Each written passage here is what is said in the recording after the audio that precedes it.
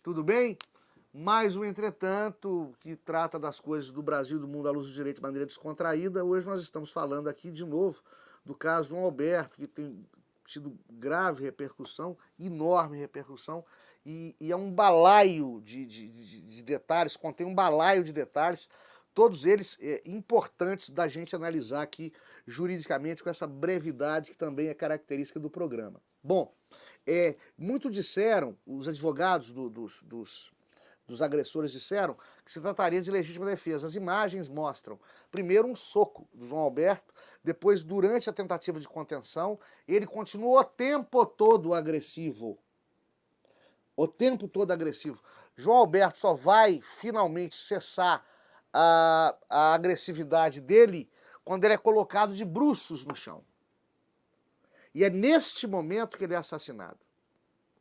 Quando ele é colocado de bruços no chão, é aplicada, finalmente alguém consegue aplicar uma técnica de imobilização no João Alberto, só que essa técnica de imobilização é levada aos extremos, aos pináculos da loucura criminosa e isso acaba matando João Alberto. Mas até o momento que ele é colocado de bruços, ele oferecia resistência, mas não uma resistência que impusesse aos seguranças despreparados o direito de responder com aquela desproporcionalidade.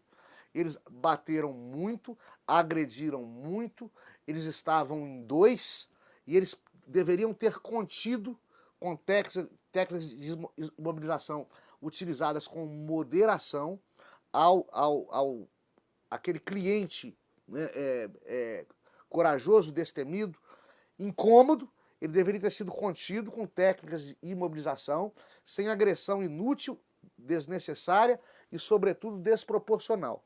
A proporcionalidade, para quem não sabe, é um requisito para que se admita a legítima defesa, né? Você age em legítima defesa quando você responde a uma agressão atual ou iminente de maneira proporcional. Isso está na lei, tá? Quando o sujeito já contido por uma gravata continua sofrendo socos e mais socos na cara, e quando finalmente ele é colocado de bruços e já detido, já contido, já implora por sua vida e continua sendo estrangulado, continua sofrendo uma imobilização que o estrangula, não se pode mais falar de legítima defesa ali, né? Se poderia dizer que, olha só que bacana, que os seguranças não queriam matar João Alberto. Eu também acho que os seguranças não queriam matar João Alberto. Portanto, não houve dolo não é dolo direto. Ou seja, não houve um homicídio doloso direto. Não agiram com intenção de matar. Só que este não é o único tipo de crime doloso previsto no nosso Código Penal. Você também pode agir com dolo eventual. O que é isso? Você não quer o resultado, mas assume o risco de que ele venha a ser produzido, né? Eu não quero matar fulano, mas se ele morrer, então eu vou agir dessa maneira. Pode ser que tenha ocorrido dolo eventual. Agrediram sem querer matar, mas presumindo que a morte poderia ocorrer, não se importaram com o evento morte, que também caracterizaria o crime de homicídio doloso através do dolo eventual, que o agente não quer, mas assume o resultado de provocar o resultado, assume o resultado morte como provável, como possível, e ainda assim não cessa a sua ação criminosa. Alguns podem dizer também que se trata de um crime culposo, ou seja, um crime que não há intenção e que não se assume o risco de provocar o resultado morte. O resultado morte ocorre por imprudência, imperícia ou negligência. O Rio é um estado em que policial durão que mata bandido é miliciano, ponto final. Em que o STF se compromete a não permitir que a polícia realize operações nos morros. Aí a polícia está errada de fazer operação no morro. Se fizer a operação no morro, tá cometendo abuso de autoridade, crime de desobediência. Se não conter a criminalidade, está cometendo crime de prevaricação. Se for amigo de bandido, é corrupto. Se for inimigo de bandido, é truculento. É muito difícil ser policial no Rio de Janeiro e é muito difícil cobrar dessa polícia que toma porrada para todo lado, dá porrada também, tá certo, mas toma porrada demais para todo lado, quando as peculiaridades do Rio de Janeiro, é difícil cobrar deles eficiência e mais ainda, obter deles esse desempenho, dos policiais, esse desempenho satisfatório.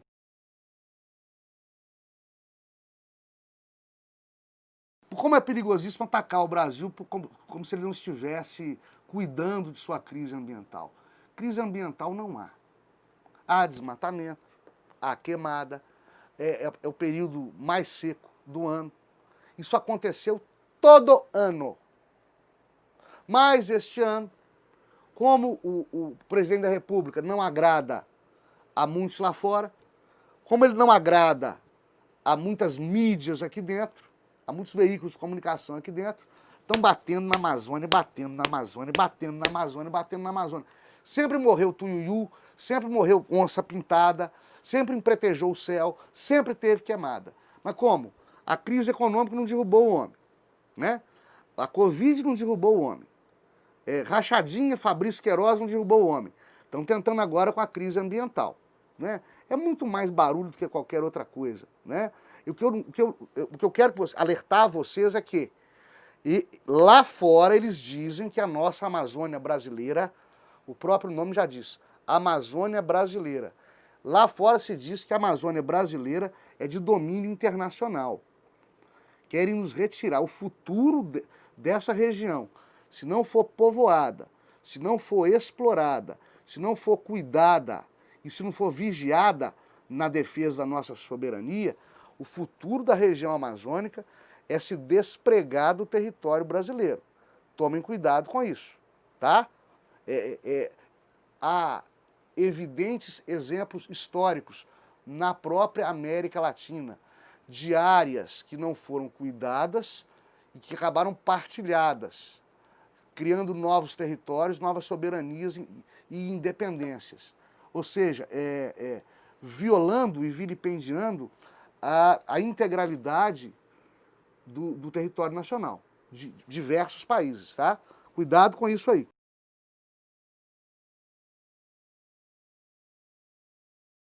E que pena o senador Chico Rodrigues, mais para Chico Bento, porque com as Ilhas Caimã logo ali, vai esconder dinheiro em cueca, é uma coisa de matuto, é uma coisa de capial, né?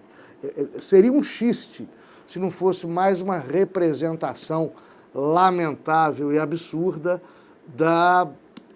do caos da nossa classe política, do caos da nossa classe dirigente, que eu não demonizo. O parlamento é formado por todos os setores da sociedade, né? Você tem lá a bancada do agronegócio, o pessoal do movimento ambiental, você tem lá o pessoal evangélico, a bancada da bala, você tem lá os empresários, os representantes dos sindicatos, representantes de LGBT e etc, etc. Todos os nichos e todos os níveis da nossa população, dos setores representativos da nossa população, estão revigorados, estão espelhados no nosso parlamento, no nosso Congresso Nacional e nos nossos parlamentos estaduais e municipais. Então não se pode demonizar a classe política por um simples motivo. O político é o povo no poder. Então se o político está ruim, se o político está um caos, se o político está em crise, é porque o povo está assim também. Para o senador Chico Rodrigues estar onde está, setores que ele representa, que pensam como ele, que agem como ele, com ou sem dinheiro na cueca, é que o colocaram lá, é que criaram uma representatividade política para que o senador Chico Rodrigues esteja na mais alta casa do Congresso Nacional. Tá certo? Como eu disse, não se tem que demonizar a política e políticos por causa disso. O político representa o povo brasileiro. Se tem problema pra caramba lá na classe política, é porque o brasileiro tem problemas profundos aqui embaixo. O povo brasileiro tem defeitos que precisam ser sanados rapidamente, de origem ética e principalmente de carência de educação de boa qualidade. Quando isso acontecer aqui embaixo, nós vamos ter políticos melhores lá em cima. Todos os prognósticos feitos pela OMS não se cumpriram. Aliás, a OMS não fez prognóstico nenhum.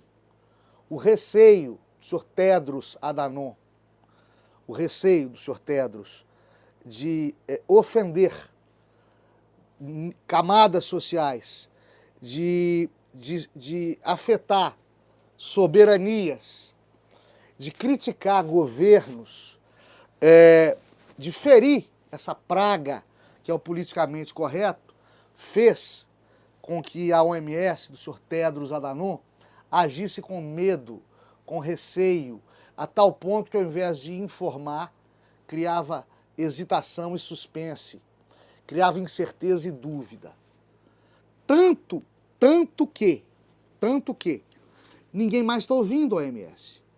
Mesmo a grande mídia, mainstream, né, os grandes veículos de comunicação, não estão mais divulgando muito a OMS, não. Porque os jornalistas, e há um viés político no jornalismo atual, ao ponto de se ver qualquer problema sob o ponto de vista político.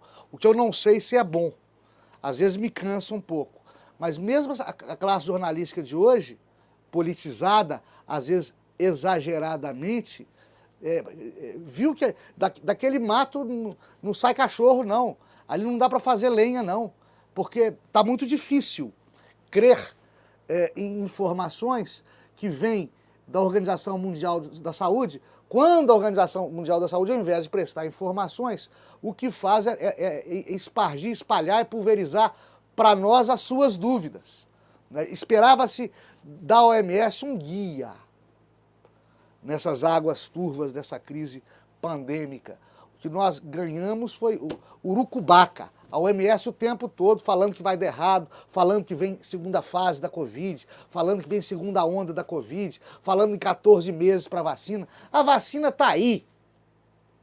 A vacina está aí. Pelo amor de Deus, aprendam a raciocinar logicamente. Se a vacina está sendo testada, é porque ela existe. Ela está sendo testada porque pode ser que ela tenha algum efeito colateral indesejável. A vacina russa já existe. Por que não estão falando dela?